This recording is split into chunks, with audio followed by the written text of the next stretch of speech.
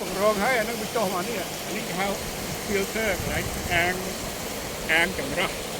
អាងចម្រោះទឹកស្អាតទុកយកទៅប្រើប្រាស់អាងចម្រោះទឹកចាប់អាកកសលីដែលនៅសល់ហ្នឹងហើយបានបញ្ជូនមកនឹងចូល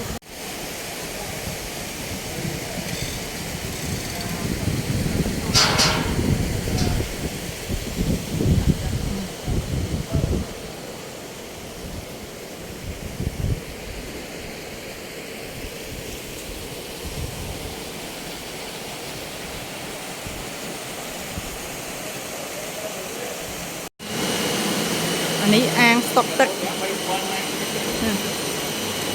3000 ម៉ែត្រគីបនៅស្ទើរតិចទេតែវា ស្តុកបាន3000 ម៉ែត្រគីប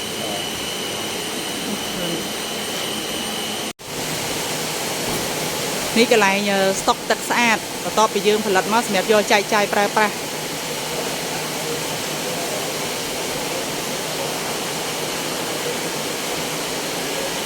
ហើយកន្លែងដែលយើងកំពុងឈរនេះគឺអាងស្តុកទឹកស្អាតដើម្បីយកទៅបញ្ចេញ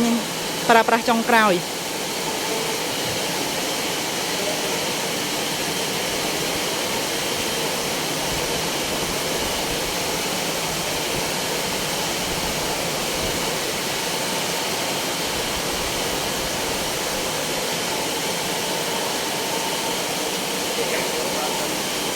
បង្រងហើយអានឹងបញ្ចុះមកនេះអានេះគេហៅ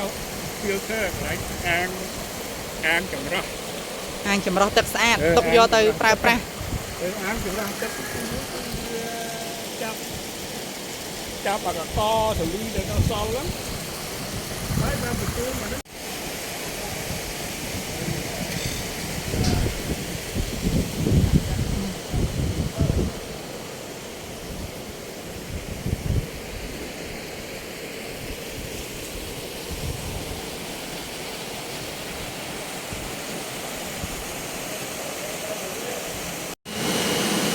อันนี้อ่างสต็อกទឹក3000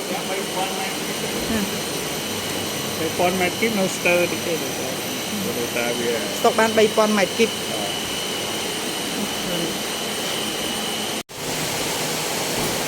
នេះកន្លែងស្តុកទឹកស្អាតបន្ទាប់ពីយើងផលិតមកសម្រាប់យកចែកចាយប្រើប្រាស់